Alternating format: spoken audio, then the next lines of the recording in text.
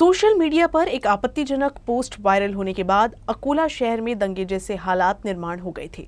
Police ने इस मामले में 150 आरोपियों को गिरफ्तार किया था, जिनमें से अदालत ने 65 आरोपियों को न्यायिक हिरासत में भेज दिया है। 13 मई की देर रात रामदासपेट पुलिस थाना अंतर्गत पथराव किया गया। आगजनी कर सार्वजनिक संपत्ति को नुकसान पहुंचाया गया। इससे नागरिकों में भय का माहौल निर्माण हो गया था। इसे रोकने के लिए अकोला शहर के सिटी कोतवाली पुलिस थाना, रामदासपेट पुलिस थाना, पुराना शहर पुलिस थाना व डाबके रोड पुलिस थाना परिसर में संचार बंदी और जमाव बंदी लागू की गई। इस मामले में अब तक 150 आरोपियों को पुलिस गिरफ्तार कर चुकी है और अन्य आरोपियों की गिरफ्तारी भी जारी है, जिनमें से कुल 65 आरोपियों को कोर्ट में पेश किया गया, जहां कोर्ट ने आरोपियों को न्यायिक हिरासत में भेज दिया है। अकोला पुलिस बल की अपर पुलिस अधीक्षक मोनिका राउत को नासिक शहर के पुलिस उपायुक्त के पद पर नियुक्त किया गया है। उनके स्थान पर जालना पुलिस प्रशिक्षण केंद्र के प्राचार्य अभय डोंगरे को नियुक्त किया गया है।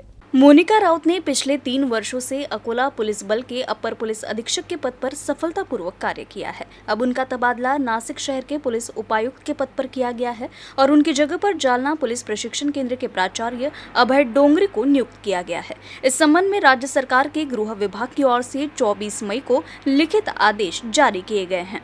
पत्नी अपने बच्चों को लेकर प्रेमी के पास चले जाने के बाद पति ने पुलिस में शिकायत दर्ज कराई, लेकिन पुलिस ने कोई कार्रवाई नहीं की तो पुलिस थाना परिसर में ही पति ने शरीर पर पेट्रोल डालकर खुद को जिंदा जलाने की कोशिश की। इलाज के दौरान उसकी मौत हो गई।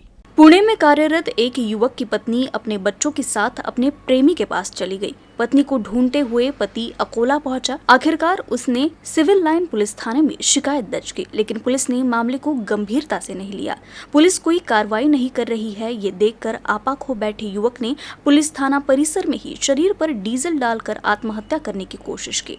इसमें युवक 50% झुलस गया। उसे अस्पताल में दाखिल करवाया गया, लेकिन मंगलवार दोपहर इलाज के दौरान उसकी मौत हो गई। इस मामले में अब पुलिस आगे की जांच पड़ताल कर रही है। अकोला जिले के पारस फाटा से बालापुर मार्ग पर भीमकुंड नदी के पुल से एक ट्रक नीचे गिर गया। इस हादसे में 2 लोग गंभीर रूप से घायल हुए हैं। पारस फाटा से बालापुर मार्ग पर भीमकुंड नदी पर अंग्रेजों के जमाने का पुल है। इस पुल पर प्रतिदिन हजारों वाहनों का आना जाना लगा रहता है।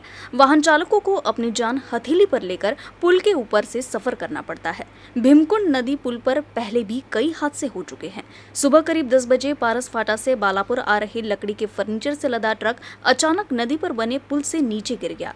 इस हादसे में ट्रक चालक और सहचालक दोनों गंभीर रूप से घायल हो गए। मौके पर मौजूद नागरिकों की मदद से दोनों को ट्रक से बाहर निकालकर इलाज के लिए अकोला के अस्पताल में भर्ती कराया गया। दिन ब दिन बढ़ रहे हादसों को देखते हुए नागरिक इस नदी पर बने पुल पर रेलिंग लगाने की मांग कर रहे हैं। जिला नियोजन समिति में सदस्यों की नियुक्ति का आदेश नियोजन विभाग द्वारा बुधवार 24 मई को जारी किया गया।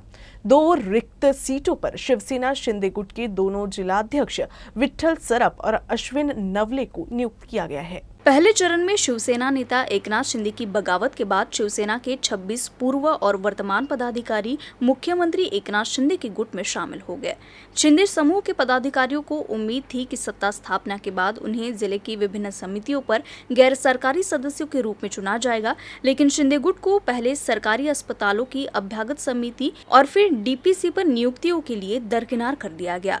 2 दिसंबर 2022 को हुए पहले नियुक्ति आदेश में भाजपा के सभी सदस्यों को स्थान दिया गया था। आखिरकार दूसरे चरण में 24 मई को रिक्त 2 सीटों पर शिवसेना शिंदे गुट के पदाधिकारियों को मौका दिया गया, लेकिन विशेष आमंत्रित की 9 सीटों में से 7 पर दिसंबर में नियुक्ति की गई। वे सभी लोग भाजपा के हैं। जिला आपदा प्रबंधन बल का मानसून पूर्व प्रशिक्षण बुधवार से शुरू हो गया है। इस प्रशिक्षण में जिला आपदा प्रबंधन बल के पुलिस, होमगार्ड, तलाठी, मंडल अधिकारी, फायर ब्रिगेड कर्मचारियों और स्वयंसेवी संगठनों के प्रतिनिधियों सहित कुल 200 लोगों ने भाग लिया।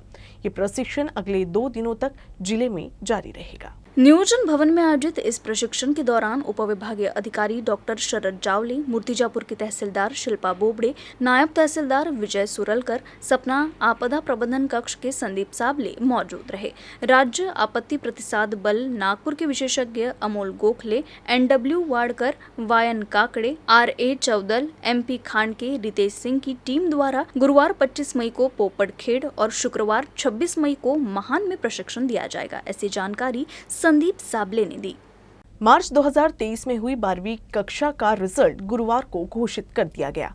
बुल्ढाना जिले में आवेदन भरने वाले 33,059 विद्यार्थियों में से 32,872 विद्यार्थियों ने 12वीं की परीक्षा दी थी, जिनमें से 30,452 विद्यार्थी उत्तीर्ण हुए हैं। इन आंकड़ों के मुताबिक बुल्ढाना जिले में पास होने वालों का प्रतिशत 92.63% है। बुल्ढाना जिले में आवेदन करने वाले 33,049 छात्रों में से 32,872 छात्रों ने 12वीं की परीक्षा दी, जिसमें से 18,378 लड़के और 14,681 लड़कियां थी। इनमें से 30,452 छात्र पास हुए हैं और 2,420 छात्र फेल हुए हैं, जबकि लड़कों का प्रतिशत 90.72 है। इसलिए इस साल बुल्ढाना जिले में 12वीं की परीक्षा में सिर्फ लड़कियों ने बाजी मारी है। दिलचस्प बात यह है कि जब 12वीं की परीक्षा चल रही थी, तब राजेगांव की परीक्षा केंद्र से गणित का पेपर लीक का भी मामला सामने आया था।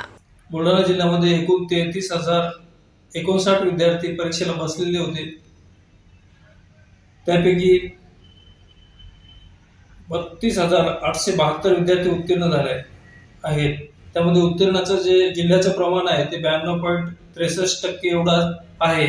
त्यामध्ये मुलांचं जे पास होण्याचं प्रमाण आहे ते 90.72% असून मुलींचं प्रमाण हे 93.86% एवढं आहे। याचाच अर्थ मुलींनी या निकालामध्ये बाजी मारल्याचं दिसून येत आहे।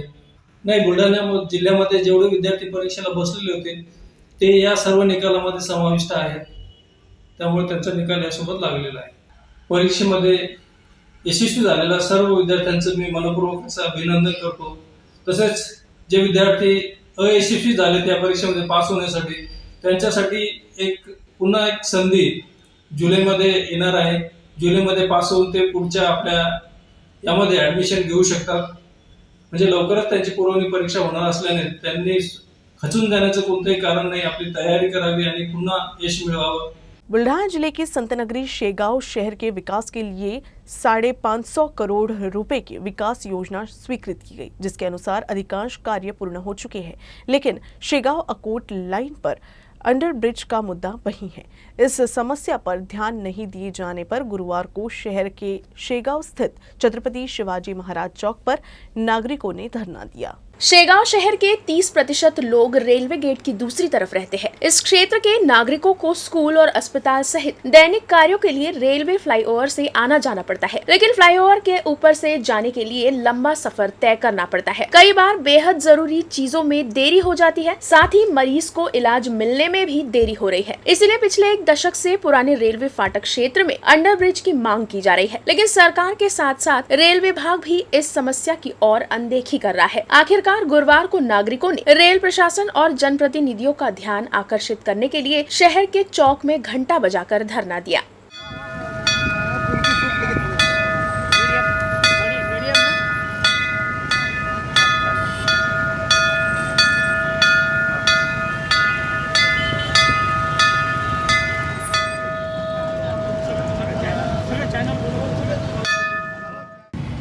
हे आंदोलन केल्यानंतर आमदार साहेबांना जाग आली आणि आमदार साहेबांनी सार्वजनिक बांधकाम विभाग, नगर परिषद, रेल्वे प्रशासन या सर्वांना एकत्रित करून त्या कामाला सुरुवात होईल अशा प्रकारचं आश्वासन दिलं होतं। अधिकारी लोकसुद्धा मोजमाप वगैरे करून जात होते।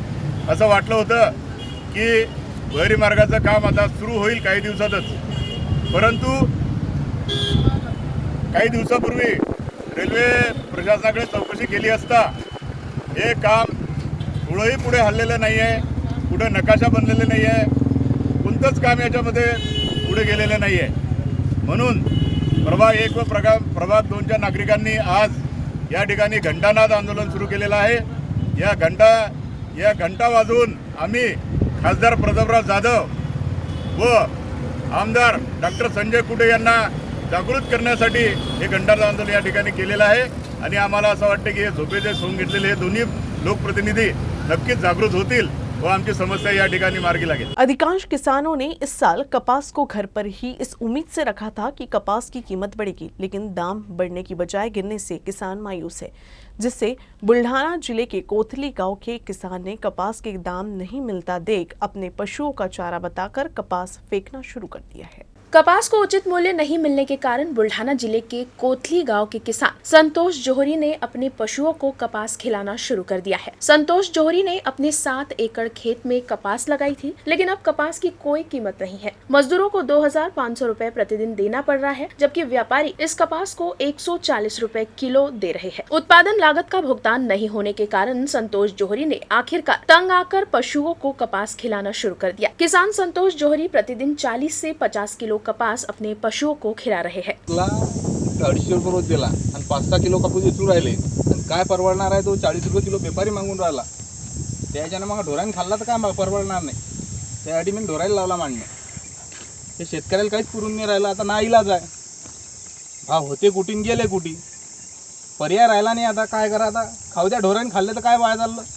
या भावात जर त्याला द्या तर मग ढोरं का भांडले, त्यासाठी ढोरायला खाऊ द्यायला लावला. तो आता जो निघला 250 रुपये रोजात काय परवडणार आहे? 5-6 किलो बाई येचून राहिली, आज तो 40 रुपये किलो तो येतेल पडून राहिला, त्याच्यानं आम्हाला काही परवडून नाही राहिलं. म्हणून हा कापूस आम्ही ना ढोरायला मांडणं लावला. बुल्ढाना जिले में बेमौसम बारिश से भारी नुकसान हुआ है। कई जगहों पर पेड़ उखड़ गए, कई जगहों पर बिजली के खंभे गिर गए और बिजली के तार भी टूट गए, जिससे बुल्ढाना जिले के दाताला में एक वायरलेस टावर भी गिरा है। बुल्ढाना जिले में बुधवार की शाम तेज हवा के साथ बेमौसम बारिश हुई। इससे सड़क के ही नहीं, खेतों के भी कई पेड़ उखड़ गए। कई इलाकों में बिजली के खंभे गिर गए, बिजली के तार भी टूट गए। इससे दाताड़ा, उमाड़ा, घुसर, निम्बारिक सहित क्षेत्र में दूसरा दिन भी बिजली आपूर्ति बंद रही। लेकिन महावितरण विभाग द्वारा कनेक्शन के कमी में बड़ी देरी की गई। गनीमत ये रही कि जनहानि नहीं हुई। वही दाताला गांव में एक वायरलेस टावर गिर गया है।